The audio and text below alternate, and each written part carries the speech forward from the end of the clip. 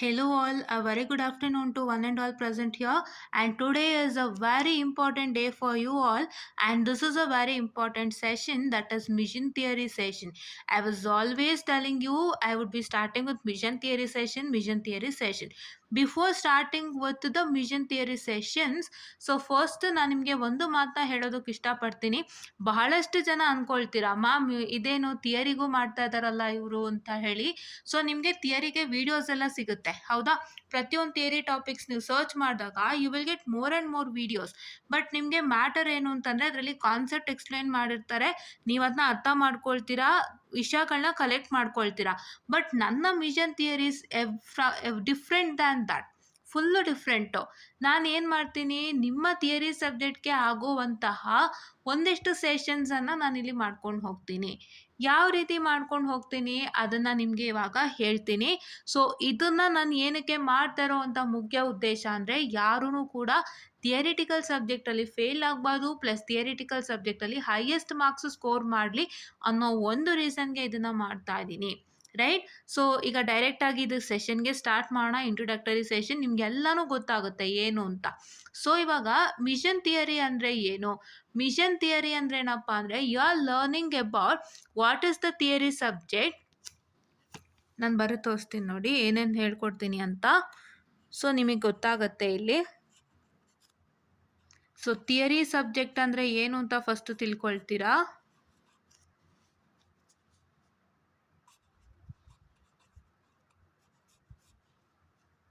And how to work on theory subject. So theory subject ಮೇಲೆ ಹೇಗೆ work ಮಾಡಬೇಕು,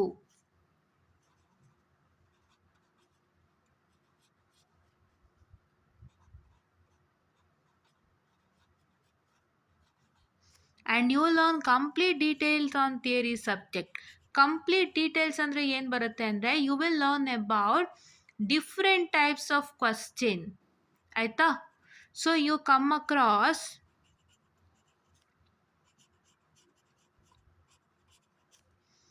different types of questions. Different types of questions ಅಂದರೆ ಏನು?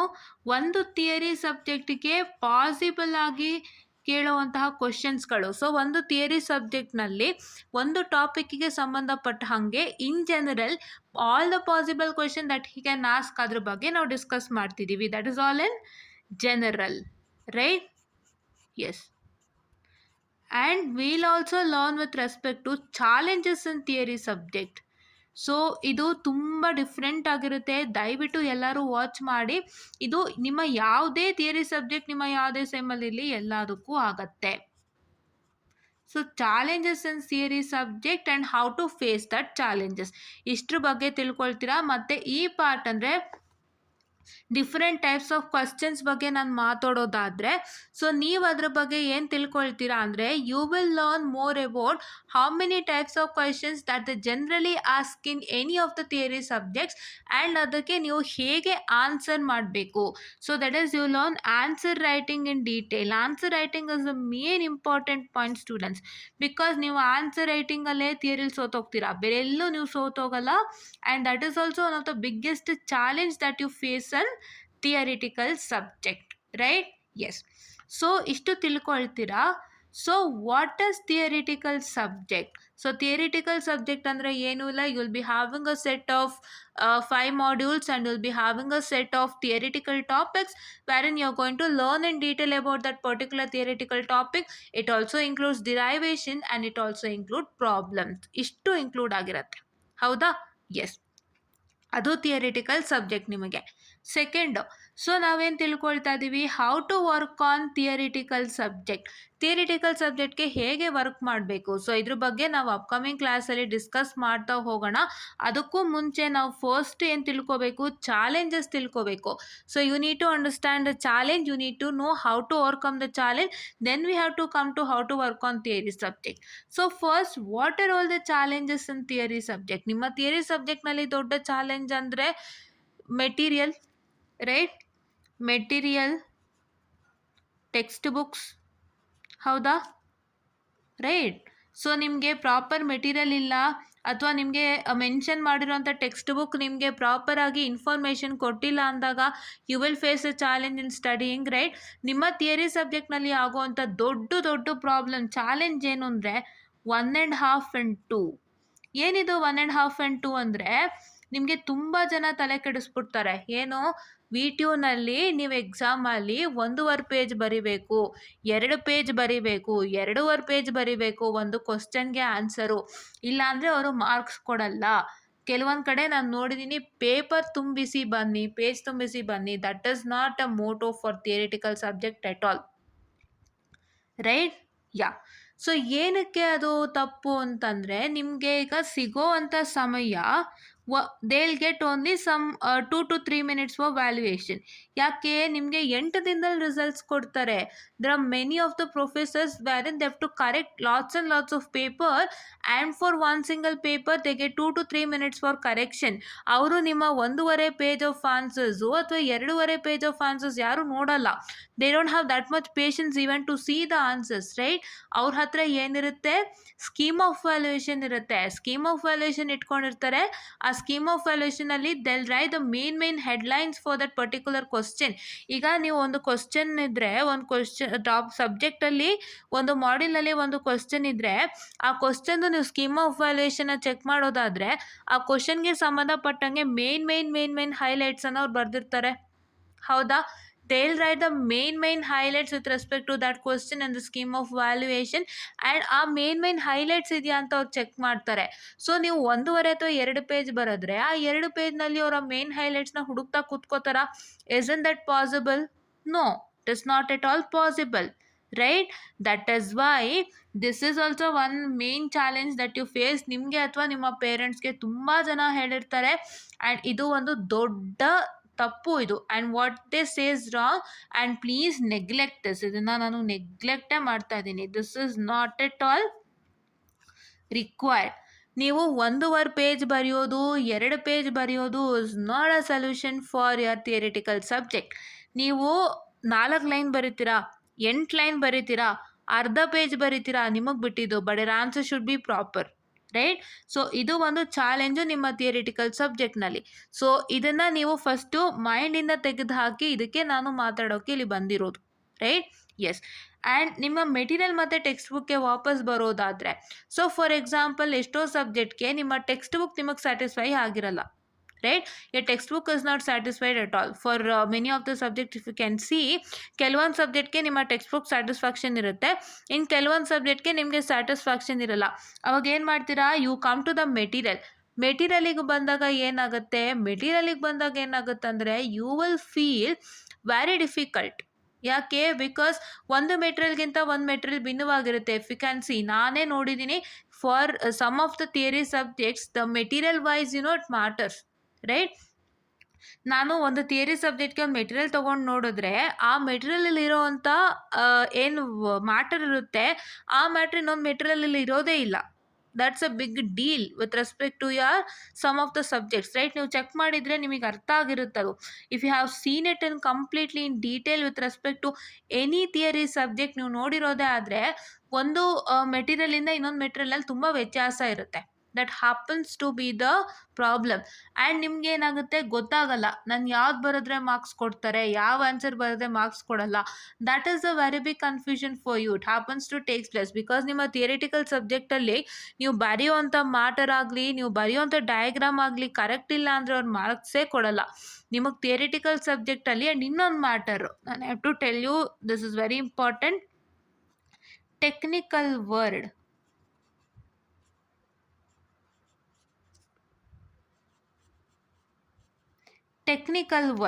Technical words ಉಪಯೋಗಿಸಿ ಬರೀರಿ ಅಂತ ತುಂಬ ಜನ ಹೇಳ್ತಾರೆ. That is very wrong. Technical words ಅಲ್ಲ ಇಲ್ಲಿ ನೀವು ಟೆಕ್ಸ್ಟ್ ಬುಕ್ಕನ್ನೇ ಓದಿ ಅಥವಾ ನೀವು ನೋಟ್ಸನ್ನೇ ಓದಿ. ಈಗ for example, if you just take a textbook for any particular theoretical subject, or if you just take a notes, ನೀವು ತಗೊಂಡಾಗ ಏನಾಗುತ್ತೆ ಗೊತ್ತಾ, ನಿಮಗೆಲ್ಲೂ ಟೆಕ್ನಿಕಲ್ ವರ್ಡ್ಸ್ ಇರೋದೇ ಇಲ್ಲ. ನಿಮಗೆ ಏನಿರುತ್ತೆ, ನಿಮಗೆ ಇರೋವಂಥದ್ದು ಬರೀ ಆ ಒಂದು ಸಬ್ಜೆಕ್ಟ್ ಅಥವಾ ಆ ಒಂದು ಕಾನ್ಸೆಪ್ಟ್ ರಿಲೇಟೆಡ್ ವರ್ಡ್ಸ್ ಮಾತ್ರ ಇರುತ್ತೆ.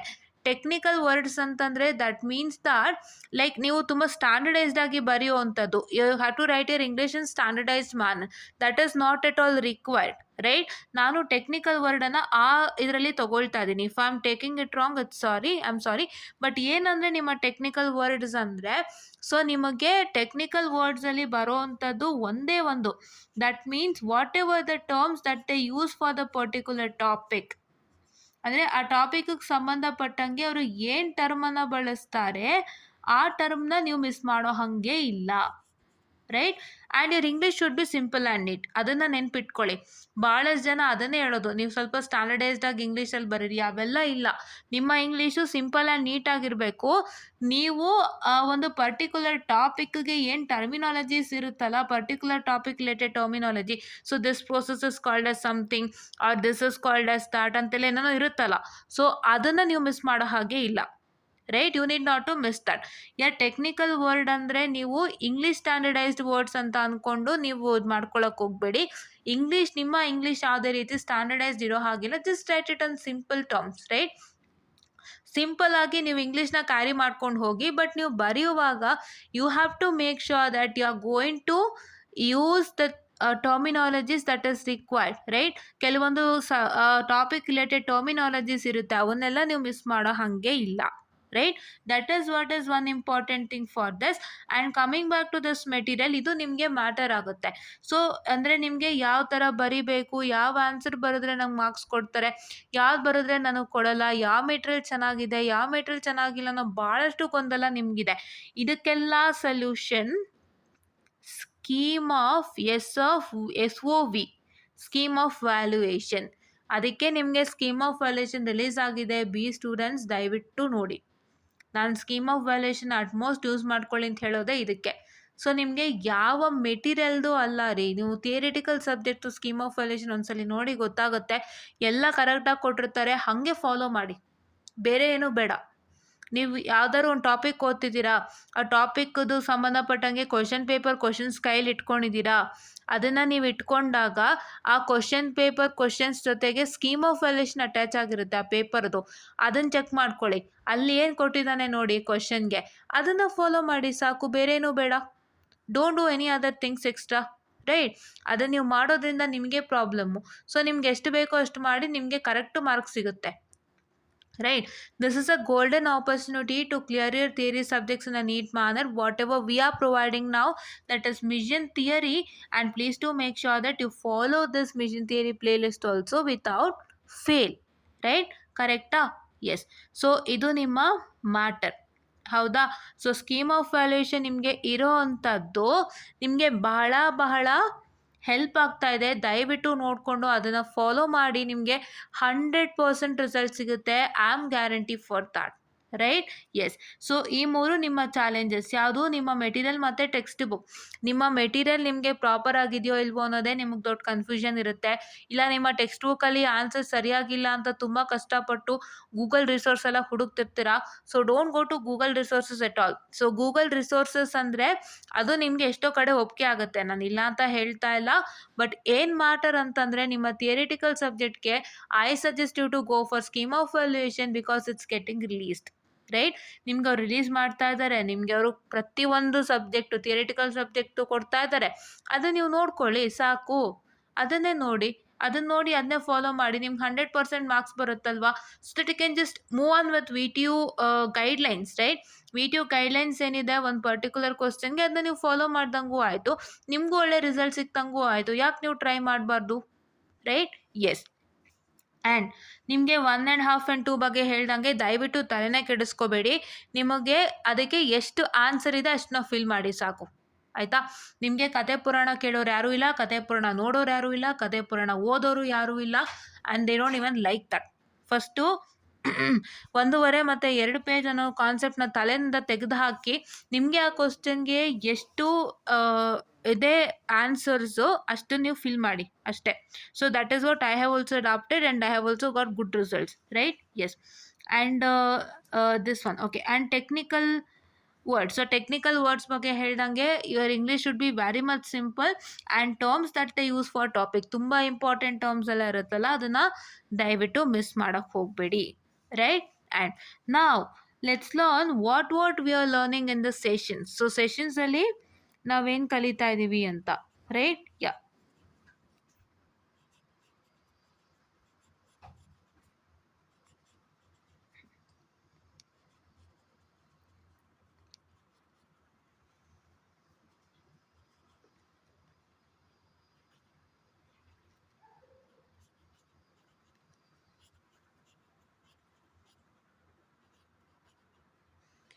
ಸೊ ಫಸ್ಟ್ ನಾವೇನು ತಿಳ್ಕೊಳ್ತೀವಿ ಅಂದರೆ will just learn we will just learn how to work on subject theory. ಇಲ್ಲಿ ಹೇಳಿದ್ನಲ್ಲ ಥಿಯರಿ ಸಬ್ಜೆಕ್ಟ್ ಹೇಗೆ ವರ್ಕ್ ಮಾಡಬೇಕು ಅಂತ, ಅದನ್ನು ಫಸ್ಟು ತಿಳ್ಕೊಳ್ತೀವಿ.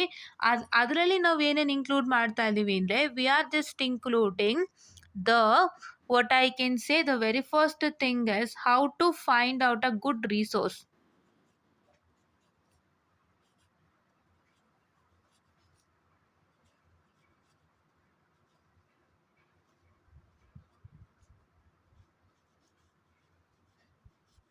ನಿಮ್ಮ ಒಂದು ಯಾವುದೇ ಸಬ್ಜೆಕ್ಟಿಗಾದರೂ ಗುಡ್ ರಿಸೋರ್ಸ್ ಹೇಗೆ ಫೈಂಡ್ ಮಾಡಬೇಕು, ಆ್ಯಂಡ್ ನಿಮಗೆ ಅಕಸ್ಮಾತ್ ಟೆಕ್ಸ್ಟ್ ಬುಕ್ ಅಡ್ಜಸ್ಟ್ ಆಗ್ತಿಲ್ಲ ಅಂದರೆ which resource is the best for you to practise ಅನ್ನೋವಂಥದ್ದನ್ನ ನಾನು ನಿಮಗೆ ತೋರಿಸ್ಕೊಡ್ತೀನಿ through Google, right? My first one. Second one ಏನು ಅಂತಂದರೆ we are going to see different types of question. So ಒಂದು ಥಿಯರಿ ಸಬ್ಜೆಕ್ಟ್ಗೆ ಎಲ್ಲ ಥಿಯರಿ ಸಬ್ಜೆಕ್ಟಲ್ಲೂ ಕೇಳುವಂತಹ some of the common questions, right? Some of the common questions say discuss with respect to any topic or what you mean by that topic, and with a neat label diagram explain that particular topic, write the limitations and advantages, ಈ ಥರ. So general questions ಏನಿದೆ that we are discussing it, right? Yeah.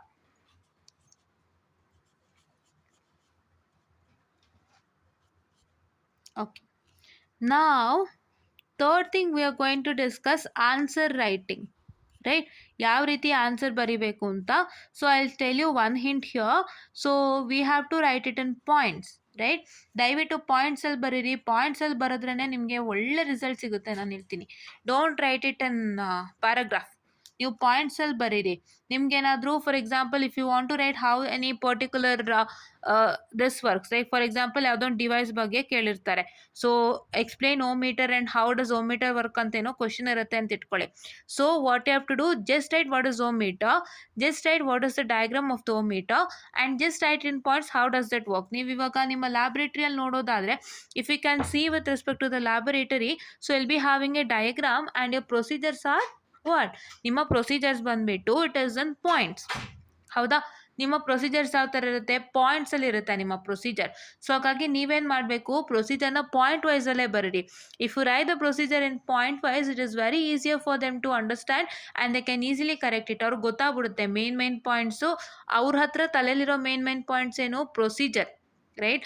ನೀವು ಯಾವುದೇ laboratory ನೋಡೋಕ್ಕೆ ಹೋದಾಗ laboratory ಮಾನ್ಯಲ್ ಕೊಡ್ತಾರೆ, ನಿಮಗೆ diagram ಇರುತ್ತೆ, ಪ್ರೊಸೀಜರ್ಸ್ ಹೇಗಿರುತ್ತೆ, ಪಾಯಿಂಟ್ಸ್ ಇರುತ್ತೆ.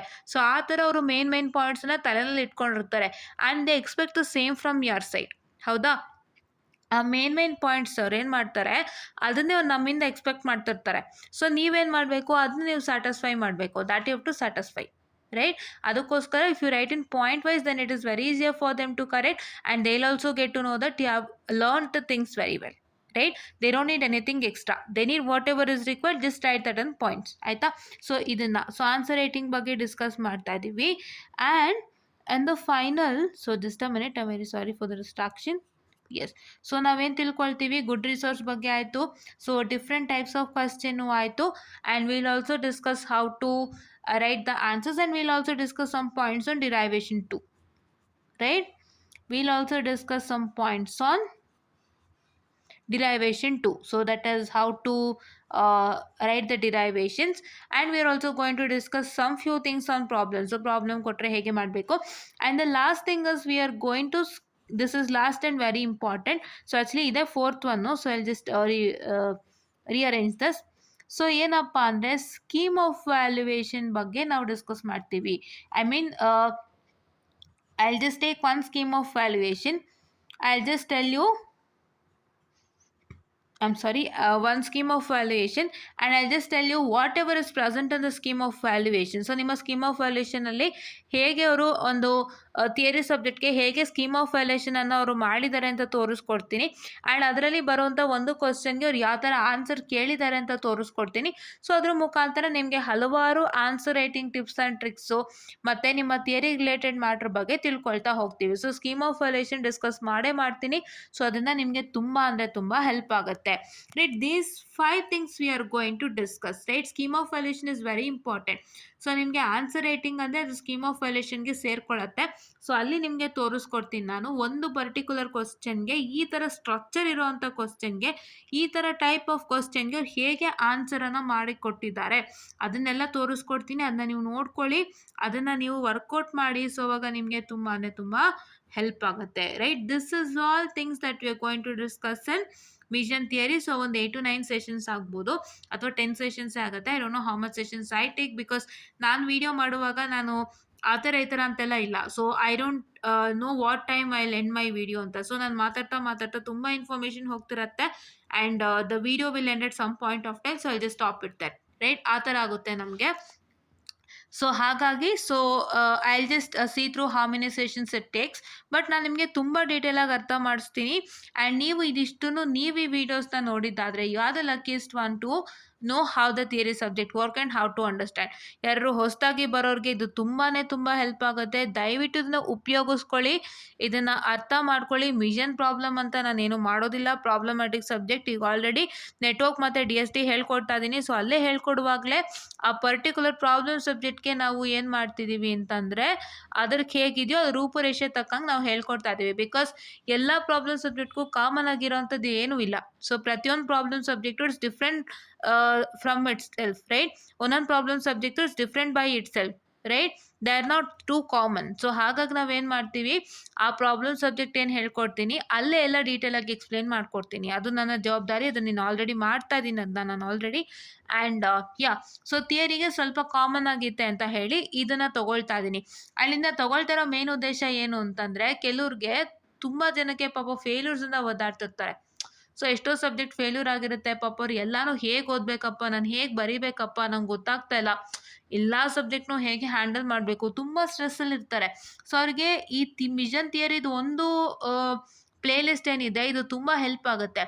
ಯಾಕೆಂದರೆ ಭಾಳಷ್ಟು ಜನಕ್ಕೆ ಥಿಯರಿ ಮಿಕ್ಸ್ಡ್ ಪ್ರಾಬ್ಲಮ್ಸ್ ಸೇರ್ಕೊಂಡ್ಬಿಟ್ಟಿರುತ್ತೆ ಪಾಪ. ಫೇಲ್ಯೂರ್ಸ್ ಆದವ್ರಿಗೆ, ಮನೇಲಿ ಇರೋರಿಗೆ, ಡಿಬಾರ್ ಆಗಿರ್ತಾರೆ, not debar, I am very sorry, they'll be like 1 ವರ್ಷ ಹೊಟ್ಟೋಗುತ್ತಲ್ಲ if you have more than 4 subject, that ಒಂದು ರೂಲ್ ಇದೆ ಅಲ್ಲ.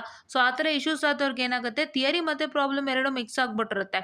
ಸೊ ಅವಾಗ ಅವ್ರು ಏನು ಮಾಡ್ತಾರಂದರೆ ಅವರಿಗೆ ಸ್ವಲ್ಪ ಯಾವ ಥರ ಮಾಡಬೇಕು, ಹೇಗೆ ಹೋಗಬೇಕು ಅಂತ ಗೊತ್ತಾಗಿರಲ್ಲ. ಅವ್ರಿಗೆ ಪ್ರಾಬ್ಲಮ್ ಸಬ್ಜೆಕ್ಟ್ಸ್ದೇ ಬರ್ಡನ್ ಇರುತ್ತೆ. ಅದಕ್ಕೂ ಹೆಚ್ಚಾಗಿ ಅವ್ರಿಗೆ ಥಿಯರಿ ಸಬ್ಜೆಕ್ಟ್ ಬಂದು ಸೇರ್ಕೊಂಡಾಗ they'll feel very bad. So ಅಂಥ ಟೈಮಲ್ಲಿ ಅವ್ರಿಗೆ ಏನಾಗುತ್ತಂದರೆ ನಾವೇನು ಮಾಡಬೇಕು ಅಂದರೆ ಇದನ್ನು ನೋಡಿ ನೀವು ಥಿಯರಿ ಸಬ್ಜೆಕ್ಟ್ಸ್ನ ವರ್ಕೌಟ್ ಮಾಡ್ಕೊಂಬಿಡಿ. ನಿಮಗೆ ಪ್ರಾಬ್ಲಮ್ ಸಬ್ಜೆಕ್ಟ್ಗೆ ಭಾಳಷ್ಟು ಸಮಯ ಸಿಗುತ್ತೆ. ಆ್ಯಂಡ್ ಪ್ರಾಬ್ಲಮ್ ಸಬ್ಜೆಕ್ಟ್ಸ್ಗೆ ನಮ್ಮ ಚಾನಲ್ಲೇ ಇದೆ ತುಂಬ ಇಂಪಾರ್ಟೆಂಟ್ ಅಪ್ಡೇಟ್ಸು, ತುಂಬ ನೀಟಾಗಿ ಹೇಳ್ಕೊಡ್ತೀವಿ. ನಿಮ್ಮ ಲ್ಯಾಂಗ್ವೇಜಲ್ಲೇ ಕನ್ವೆ ಮಾಡ್ತೀವಿ. ನಿಮಗೆ ಯಾವುದೇ ಥರ ಕಷ್ಟ ಇಲ್ಲ. ಅಪ್ಪ ನಂಗೆ ಇಂಗ್ಲೀಷ್ ಗೊತ್ತಾಗ್ತಿಲ್ಲ ಅಪ್ಪ, ಇದು ತುಂಬ ಸ್ಟ್ಯಾಂಡರ್ಡೈಸ್ಡ್ ಇಂಗ್ಲೀಷು, ನನಗೆ ಹಿಂದಿ ಗೊತ್ತಿಲ್ಲ ಅಪ್ಪ, ಇದು ಹಿಂದಿ ನಂಗೆ ಗೊತ್ತಾಗಲ್ಲ, ಆಮೇಲೆ ದಟ್ ಸಬ್ ಟೈಟಲ್ಸಲ್ಲೂ ಹಿಂದಿನೇ ಬರುತ್ತೆ, ಈ ಥರ ಎಲ್ಲ ಪ್ರಾಬ್ಲಮ್ಮೇ ಇಲ್ಲ. I am just speaking in Kannada and I just speak in normal English. Right, ಅದು ನಿಮಗೆ ತುಂಬ ಈಸಿಯಾಗಿ ಕಮ್ಯುನಿಕೇಟ್ ಆಗುವಂಥ ಲ್ಯಾಂಗ್ವೇಜಸ್ ಅಲ್ವಾ. ರೈಟ್, ಸೊ ಹಾಗಾಗಿ ದಯವಿಟ್ಟು ಫಾಲೋ ಮಾಡಿ, ದಯವಿಟ್ಟು ಎಲ್ಲನೂ ಅರ್ಥ ಮಾಡ್ಕೊಳ್ಳಿ, ದಯವಿಟ್ಟು ಫಾಲೋ ಮಾಡಿ. ಆ್ಯಂಡ್ ಯಾರ್ಯಾರಿಗೆ ನಿಮಗೆ ಸಬ್ ಟೈಟಲ್ಸ್ ನಿಮಗೆ ಆನ್ ಮಾಡಿದ್ರೆ ಇಂಗ್ಲೀಷಲ್ಲೇ ಬರುತ್ತೆ, ದಯವಿಟ್ಟು ನೋಡ್ಕೊಳ್ಳಿ ಆಯಿತಾ. ನಿಮಗೆ ಕನ್ನಡ ಗೊತ್ತಾಗಲ್ಲ ಕೆಲವ್ರಿಗೆ, ಬೇರೆ ಲ್ಯಾಂಗ್ವೇಜ್ನವರು ಅಂದರೆ ಒತ್ತಿ, ಸಬ್ ಟೈಟಲ್ಸ್ ಒತ್ತಿ, ಇಂಗ್ಲೀಷಲ್ಲಿ ಬರುತ್ತೆ. Right, that is what I'm trying to tell you, and this is what is for the introductory session of mission theory. So ಇಷ್ಟನ್ನ ದಯವಿಟ್ಟು ಫಾಲೋ ಮಾಡಿ. ಸೊ ನಿಮ್ಮೆಲ್ಲರಿಗೂ ಹೆಲ್ಪ್ ಆಗುತ್ತೆ. ಈಸಿಯಾಗಿ ನೀವು ಥಿಯರಿ ಪಾಸ್ ಮಾಡ್ಬೋದು, ಪ್ರಾಬ್ಲಮ್ ಸಬ್ಜೆಕ್ಟು ಈಸಿಯಾಗಿ ಪಾಸ್ ಮಾಡ್ಬೋದು ನಮ್ಮ ವೀಡಿಯೋಸಿಂದ ಅಂತ ಹೇಳ್ತಾ. And before that I tell you to please to like, share and subscribe and share it to many more who are in need, and please to press the bell icon to get more and more updates on our channel, and please to press all in the bell icon so that you will get all the updates wherever you are, and thank you.